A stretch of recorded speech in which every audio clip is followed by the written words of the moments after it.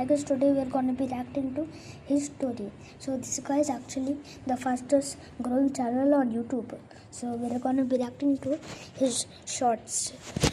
Okay, let's go to the first one. My twin brother Chris and I were 9 when we learned Morse code. We tapped messages under the dinner table when Mom told us to stop talking and tapped through the wall between our bedrooms every night. When Chris got into a car accident and the doctor said he'd never wake up, I pulled up a chair next to his bed, took his hand, and tapped. "Are you there?" Nothing. But I came back the next afternoon and tapped again. Before I left, I always said the same thing. "See you tomorrow, Chris." A week later, Chris's fingers twitched against mine, and I almost fell out of my chair. I grabbed a nurse and she barely looked up. They're reflexes. It doesn't mean anything. I bought a notebook the next day and started writing down every single one. 4 months in, Mom watched me scribbling and said, "How long are you gonna keep doing this? Until he taps back." He's not gonna tap back. You're talking to a corpse. Dad lasted a few more months before he pulled me into the hallway. "We need to talk about donating your brother's organs. His fingers move every time I hold his hand, Dad. The nurses said those are reflexes. Stop getting your hopes up, son. I don't care what the nurses say. You're not donating my brother's organs." But a week later, my parents called to have Chris transferred to a long-term facility to die and scheduled a meeting to sign the papers. The afternoon before the meeting, I tapped into his palm like always, but this time, something tapped back.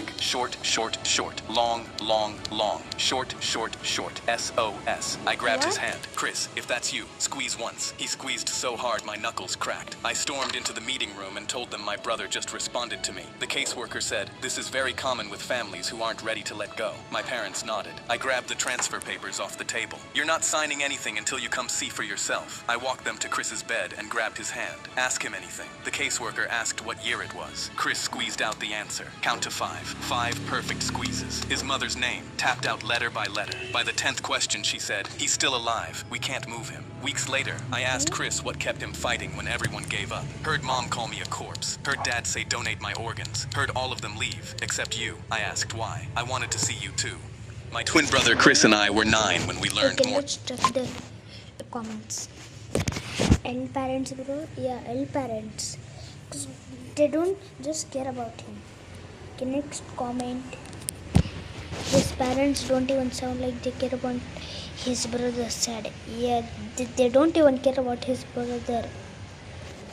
Okay, let's get to the My daughter came home crying with an F because her teacher doesn't know what color blood is. The first time I realized something was wrong, Riley came home from school holding out her arm. "Look, Dad, you can see the blue blood in my veins right here." She traced the blue lines under her skin with her finger. I put down my coffee and looked at her. "Actually, sweetheart, that's not true. Blood is always red because of hemoglobin. It's just darker red in your veins." Her face scrunched up, but Mrs. Miller showed us a whole PowerPoint about it. She even had diagrams from the science book. The next morning, I packed my work scrubs in my bag. I'm an ER nurse at Mercy General, and I was working the afternoon shift anyway. I sent Mrs. Miller an email asking if I could do a quick presentation about blood for career day that afternoon. She loved the idea. When I arrived, Mrs. Miller introduced me as Riley's dad, who works at the hospital. 28 kids stared up at me from their desks. "I heard you guys learned that blood is blue inside your body," I said. The entire class nodded enthusiastically. Mrs. Miller beamed from her desk in the corner. I pulled out a blood collection tube from my pocket and held it up. "This is what we use to draw blood at the hospital. Notice something. The tube creates a vacuum. No oxygen inside at all." I paused. "When we draw blood with these, it never touches oxygen until we pop the cap off." I showed them photos on my phone of sealed blood tubes. "See? Still red." Mrs. Miller's smile started fading. She shifted in her chair and cleared her throat. A boy raised his hand and pointed to their science textbook. "But our textbook says it's blue." I picked up the book and checked the publication date, 1998. Medicine updates pretty fast. We used to think lots of things that turned out to be wrong. Mrs. Miller suddenly stood up from her desk, her hands gripping the edge. "Well, thank you for that interesting presentation, Mr. Johnson, but we need to move on to math now." I nodded and started packing when a girl in the back raised her hand. "So our textbook is wrong?" The class erupted in whispers. Mrs. Miller's jaw clenched and her voice got tight. "The curriculum says..." "Actually," I interrupted, pulling up the state science standards on my phone. I walked over and turned my phone toward her. "The current curriculum specifically mentions this myth as something to correct." She stared at the screen and her eyes narrowed. Her mouth pressed into a thin line and her nostrils flared. "Can I speak with you in the hallway?" The kids watched as we walked out and the door closed behind us. "Do you have any idea how hard it is when parents undermine my authority?" Her face was red and her voice was sharp. "Now they'll question everything I say." I kept my voice calm. "Isn't that exactly what we want them to do? Question things and learn critical thinking?" She crossed her arms tightly. "I've been teaching for 22 years. I'm not changing my whole curriculum because some nurse thinks he knows better than our textbooks." The next day, I found out Mrs. Miller gave the class a pop quiz. Riley came home crying, her face red and puffy. Her hands were shaking as she handed me a paper with a big red F on it. I took a deep breath and felt my jaw tighten as I looked at the question. "What color is blood inside the body. Riley had written red, and Mrs. Miller had marked it wrong. I requested a meeting with Principal Davis and brought printouts of medical textbooks, the state science standards, and Riley's quiz. The principal called in Mrs. Miller and asked her directly, "Is blood blue inside the body?" After a long pause, Mrs. Miller said, "It's what the children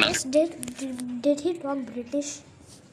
I just heard he talked. As a pop quiz, Riley came home crying, her face red and puffy. Her hands were shaking as she handed me a paper with a big red F on it. I took a deep breath and felt my jaw tighten as I looked at the question. What color is blood inside the body? Riley had written red, and Mrs. Miller had marked it wrong. I requested a meeting with Principal Davis and brought printouts of medical textbooks, the state science standards, and Riley's quiz. The principal called in Mrs. Miller and asked her directly, "Is blood blue inside the body?" After a long pause, Mrs. Miller said, "It's what the children understand better." I leaned forward in my chair. My daughter is crying every morning before school because she's afraid of getting F's for writing down the truth. The next day, the school replaced their science books. Now whenever Riley learns something new at school, she comes home and asks me, "Dad, is this actually true, or is it just a Mrs. Miller truth?"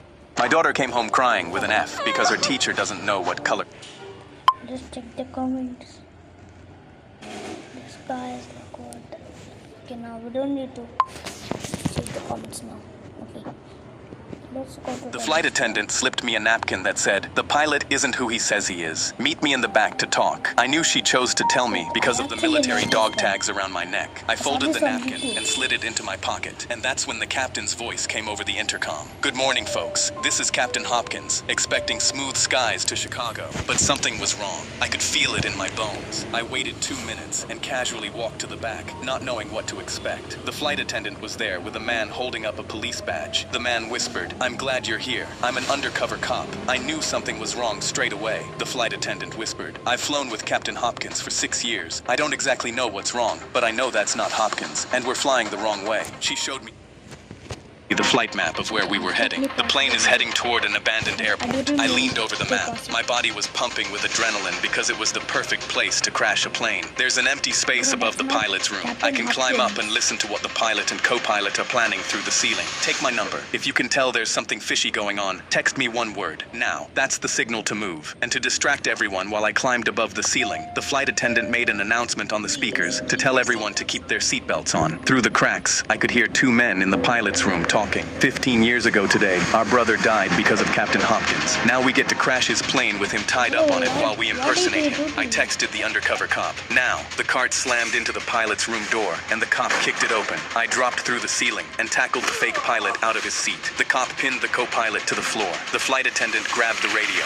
"Mayday, our pilot is gone. We need help landing right now." She looked at me. "Find Hopkins, the actual pilot. He has to be on this plane somewhere." I sprinted to the back of the plane, checking every door. I yanked open the closet next to the bathrooms, and Captain Hopkins was inside with his hands tied and tape across his mouth. I ripped the tape off. "Get me to the controls." He ran to the front and dropped into the pilot's chair. He grabbed the wheel. "Tower, this is the real Captain Hopkins. I'm landing this plane." When we finally landed, the cops dragged the brothers off in handcuffs. The flight attendant came up to me in the aisle. I pulled the napkin out of my pocket and held it up. "You saved 200 lives with this." She smiled and took it back.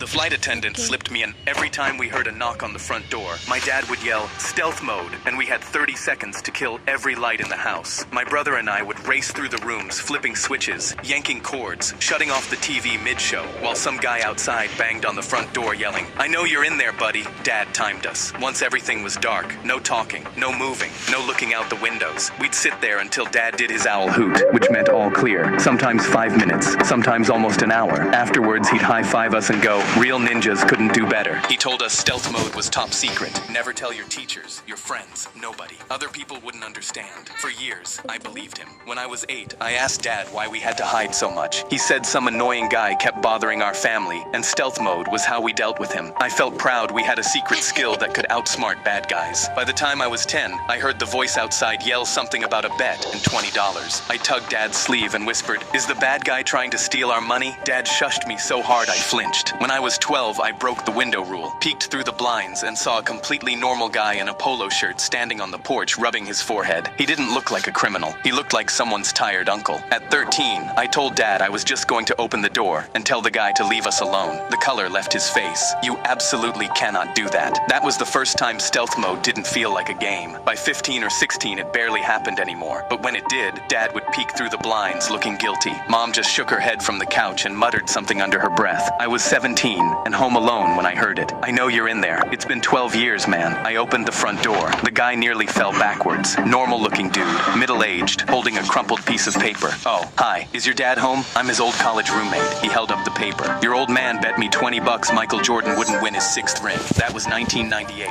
I've been knocking on this door ever since. He handed me the eye. Why are you knocking on the door ever since? You're knocking on this door for 12 years just for a $20 bet. Oh, you. Both their signatures, right there at the bottom. I left it on the kitchen table. Mom saw it first and laughed so hard she had to hold the counter. Dad picked it up, read it, put it back down, and the first thing out of his mouth was, "So now he knows someone's home." Then he turned off the kitchen light and got under the table. We were never in danger. My dad just lost a bet because of the greatest of all time. Every time we heard a knock, a man climbed onto our school bus with a knife, and the first thing he heard was a slow clap from the back row. Confused, he screamed at our driver, Mrs. Worley, to keep driving and not stop for anyone. A kid leaned forward. "Nice ski mask. Did you cut the holes out yourself, or did your mommy help you?" The whole bus laughed. He waved the knife around. "Shut up and no one gets hurt. Your hand is shaking so hard I can't tell if that's a threat or a dance move." He stepped toward the kid who said it, and 20 voices started talking at once. "Oh, he's walking now. Everybody watch out." He spun around trying to find who said what, but insults were coming from every direction. Bro seriously hijacked a bus with no plan, no getaway car, and a Walmart knife. This is the saddest crime I've ever seen. We wouldn't let him finish a single sentence. "Are you robbing us for money? All I have is an EBT card and a bus pass." He pointed his knife at Mrs. Worley, and the whole bus went silent. A kid stood up. "You can threaten us all you want, but if you point that thing at Mrs. Worley again, we're gonna have a real different conversation." He laughed nervously and asked what a bunch of kids were going to do about it. A girl said, "We're on the bus to the school for troubled teens. Half of us are here for assault, and the other half won't say why." Mrs. Worley looked at him over her shoulder. "Honey, I've watched these kids make grown men cry over smaller things than pointing a knife at me." He lowered the knife. "Smart choice. She brings us donuts on Fridays. We protect what matters." His face twisted, and he shoved toward the kid with the knife raised. Mrs. Worley pulled over, stood up, and stepped between them. "That's enough now." He grabbed her arm and shoved her into the dashboard. For half a second, the bus was completely silent. Then a kid came over the seats like something feral, and 3 others were right behind him. The guy didn't have time to turn around before someone hit him in the back. For half a second, the bus was completely silent. Then a kid came over the seats like something feral, and 3 others were right behind him. The guy didn't have time to turn around before someone hit him in the back of the knees, and he went down. The knife skittered under the seats, and kids were on top of him before he could reach for it. Someone had him in a headlock while someone else pinned his arms. A girl sat on his legs and went through his pockets just to add insult to injury. Mrs. Worley pressed the emergency button. "I need police at my location. Tell them there's no rush. The situation is handled." The guy was crying. "Please get off me. I can't breathe." A kid leaned close to his face. "You should have thought about that before you touched Mrs. Worley." When the cops showed up, they found him tied to a seat with shoelaces and snot running down his face.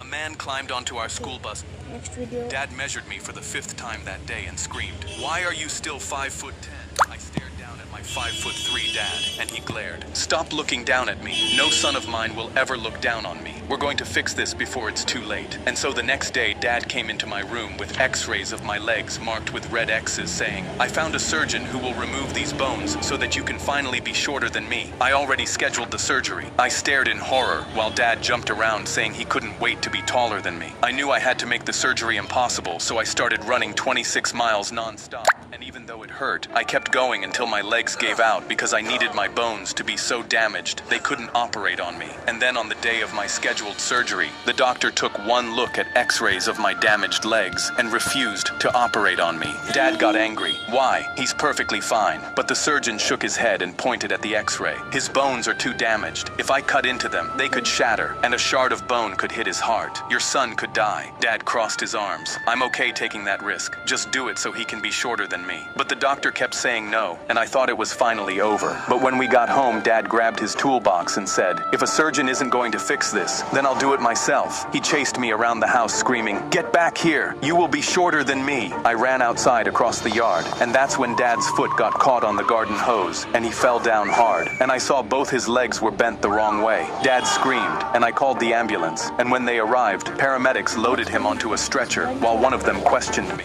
How do you know this man? He asked. When I said he was my dad, his eyes bulged, and he looked back and forth between my dad and me, and then suddenly asked, "How is he your dad? He's so short." Dad thrashed so hard in the stretcher when he heard a paramedic had to sedate him. Dad measured me for the 5th time that day and screamed, "Why are..."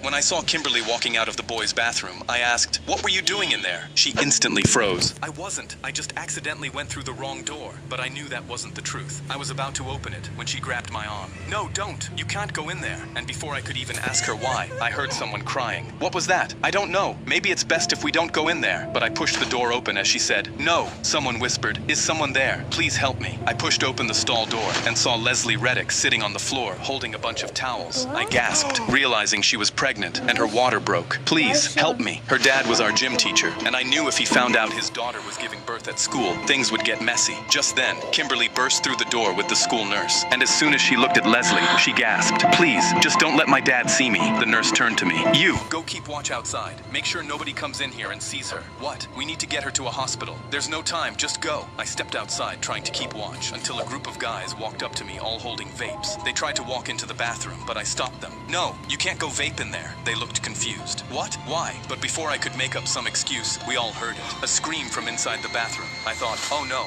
the baby must be coming." They said, "Whoa, what's happening in there?" "Nothing, I swear. Just go use the bathroom upstairs." But then more people started crowding around. "Who's screaming? I have to pee so bad." This was bad. But then I saw him. Mr. Reddick was coming down the hallway. He walked up to the crowd with this confused look on his face and asked, "Has anyone seen my daughter?" Oh no. I had to make up a lie fast. But before I could say anything, we all heard Leslie. "Oh my God! Ah!" One of the girls said, "Hey, that kind of sounds like her in there." Mr. Reddick realized it was her and shoved past me. Oh no. We heard him yell, "What is this?" But they still had no idea what was happening until we heard Mr. Reddick yell, "Who's the father? Is it Felix? I swear I'll kill him." Everyone gasped and looked at Felix. He had been dating Leslie for 9 months, and it all perfectly added up. He was sweating and started backing up. But then the door burst open, and we saw Mr. Reddick standing there. You could see the veins in his forehead. We heard the nurse yelling, "Come on, push!" Then we heard crying from inside the bathroom. Mr. Reddick yelled, "You got her pregnant!" But Felix panicked and turned, running down the hallway.